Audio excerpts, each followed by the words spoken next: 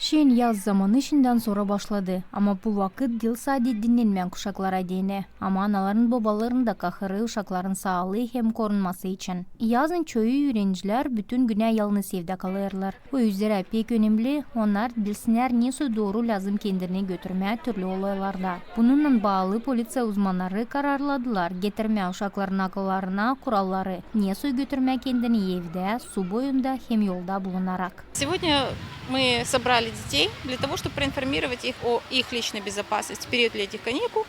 Bugün topladık uşakları ki anladalım niye soy korunma dinlenme günlerinde, niye soy götürme kendini su boyunda, bak merakına yalnız mı orada bulunurlar ya da ısınarlar. Hem de getirme akıllarına yol kuralların doğru kullanılmasını.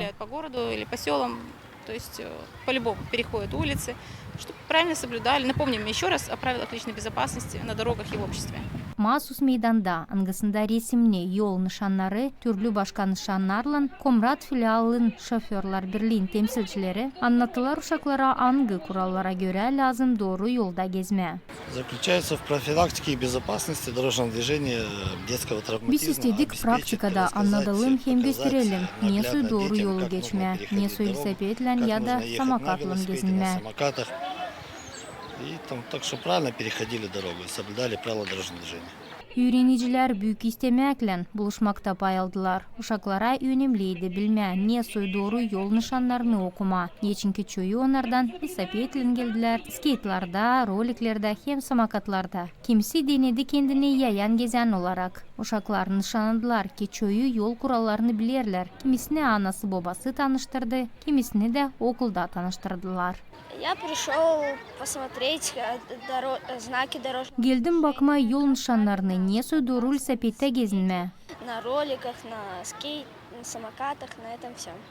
Надо ехать исключительно по правой стороне. Lazım sadece sağ tarafında gezinme. Orada nerede bu bırakılır? То есть не на dороге, там, где куча машин, а в специальных местах. Я перехожу аккуратно. Ben inikunu yolu geçerim. Hiçbir de sıra kırmızı renk yanarkana geçmerim. Zira bu korkunçlu. Velosipedde lazım trotuarda gezme. Beğenirim velosipedde gezme. Çünkü bu şen hem ayakları işlettirir. Her sıra trotuarda gezerim. Hem insanı da lazımlı yerde kulveririm geçsinler.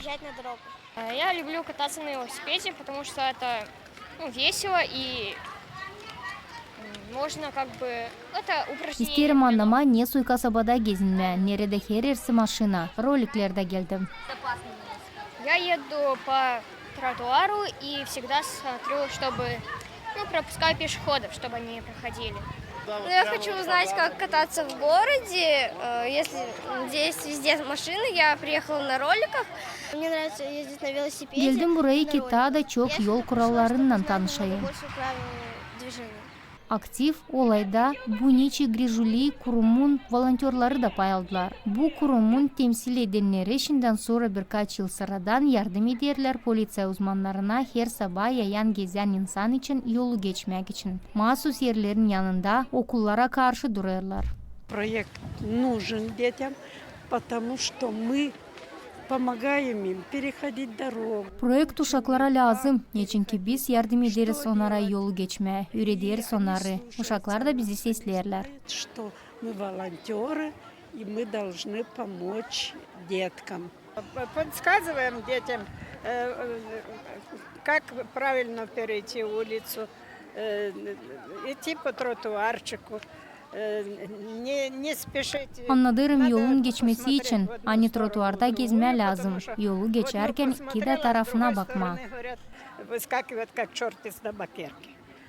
Поэтому надо очень хорошо отсмотреться, а потом уже делать шаги. Сегодняшнее мероприятие очень приятно для детей особенно. Они Bugünkü olay pek faydalı uşaklara değine. Tabir sıra getirirler akıllarına yol kurallarını. Bilgiler anglarını uşaklar polisiya uzmanlarından kabul ettiler, olabildi hep o gün kullansınardı. Paylaşıp grupalara 5'er kişi öğrenciler yol kurallarına göre gezinerdiler mahsus meydanda. Nerede lazım durgunardılar, yayan gezen uşakları kolversinler, yolu geçsinler. Людмила Новак, Влад Табачук, Артем Топал, ГРТ Haberler.